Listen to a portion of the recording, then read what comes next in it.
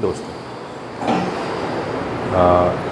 हमारे टैक्स की जो सीरीज़ है टैक्स प्रिपरेशन, और उसमें जो इसका हम कोशिश कर रहे हैं कि जो टेस्ट होना है आपका FBR के हवाले से, इंस्पेक्टर इनलैंड रेवेन्यू का, तो उसका आज हमारा तीसरी वीडियो है।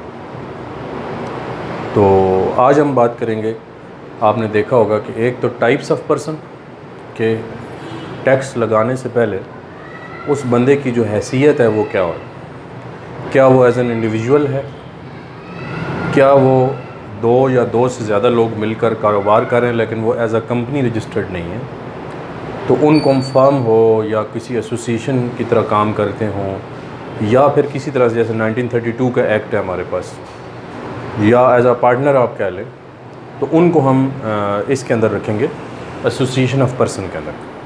एसोसिएशन ऑफ पर्सन बेसिकली क्या होती है कि जो लोग मिलकर काम करते हैं और उसमें जो फर्म भी आ जाती है, और फर्म के अलावा नॉन प्रॉफिट की गरज से भी अगर आप करते हैं तो वो सारे इसके अंदर कवर हो जाते हैं, लेकिन उसमें मिनिमम 2 और उसमें जाना है। इसमें एक और जो है वो 1932 वाला एक्ट तो नहीं कहता, लेकिन कंपनीज़ का जो एक्ट है वो ये है कि मैक्सिमम 20 से जब ऊपर चले जाएंगे, बढ़ते एक है ना कि ग्रेजुअली आप बढ़ाते जा रहे हो, तो फिर आपको as a private company register कराना पड़ता है, ये बात भी इसमें है।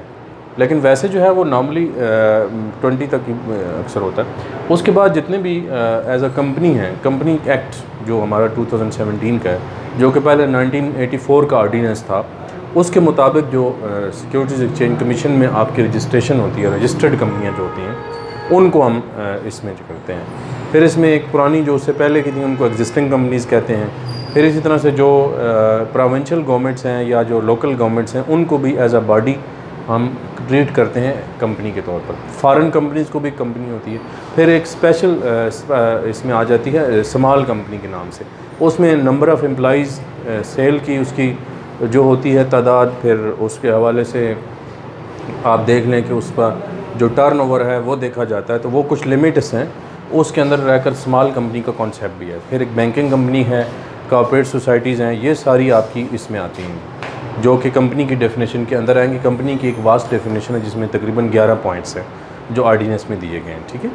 इसी तरह से हमारे पास जो है ना वो इंडिविजुअल की टाइप में फिर एक और जो बात आ जाती है, वो बड़ी अहम बात है। वो ये है कि जो इंडिविजुअल है तो वो सैलरीड है या नॉन सैलरीड है। सैलरीड वो है जिसका 75% से ज़्यादा पार्ट जो है वो आपका सैलरी से आ रहा हो। अगर 26% से ज़्यादा 25% से ज़्यादा अगर आपका दूसरे से आ रहा है तो फिर वो नॉन सैलरीड हो जाएगा, उसको टैक्स रेट्स कुछ स्लैब्स जो हैं वो अलग से लगेंगे।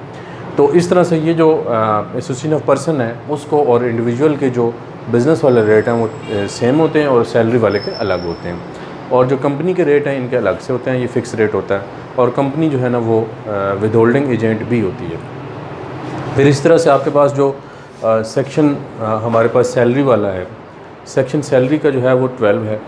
जो एक पर्सन है, जो कि हमने देखा, एक पर्सन कोई भी हो, इंडिविजुअल जो है उसके तो 5 सोर्सेज हो सकते हैं। 5 सोर्सेज से मुराद है कि एक उसका सैलरी हो सकता है, ज़ाहिर है कि ये एसोसिएशन ऑफ पर्सन में, या फिर जो है ना वो कंपनी के नहीं हो सकता, ठीक है। आपके जो है ना वो इसमें एक तो सैलरी आ सकती है, प्रॉपर्टी आ सकती है।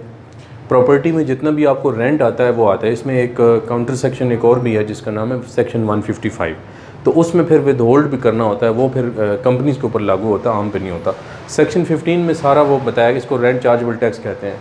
सैलरी के लिए जो है ना वो आपको एम्प्लॉयर और एम्प्लॉय का रिलेशन होना ज़रूरी है, उसमें अलाउंसेज हैं, फिर सारी डिटेल्स आ जाती हैं। इसी तरह से बिज़नेस की जो डेफिनेशन है कि एक काम रिपीटेटिवली आप कर रहे हैं तो बिज़नेस में आ जाएगा।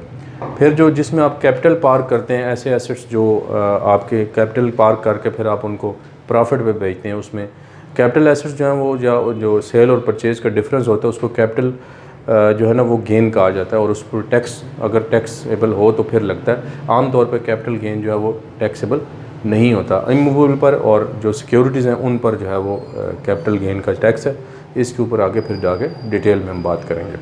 इसी तरह से एक हमारा जो लास्ट सोर्स है वो जिसमें बाकी इनकम्स आ जाती हैं जो कि आपकी सुपर वाले में ना आ रही हैं, वो सारी इनकम जितनी भी होंगी सेक्शन 39 में कवर हो जाती हैं। इसमें गिफ्ट वाला भी उन्होंने शामिल कर दिए। उन्होंने कहा कि अगर आपका गिफ्ट जो है ना वो प्रॉपर गिफ्ट की जो कंडीशंस हैं वो अगर पूरी नहीं है तो फिर आपको वो अदर सोर्स में जाकर उसको टैक्स कर दिया जाएगा। Thank you very much.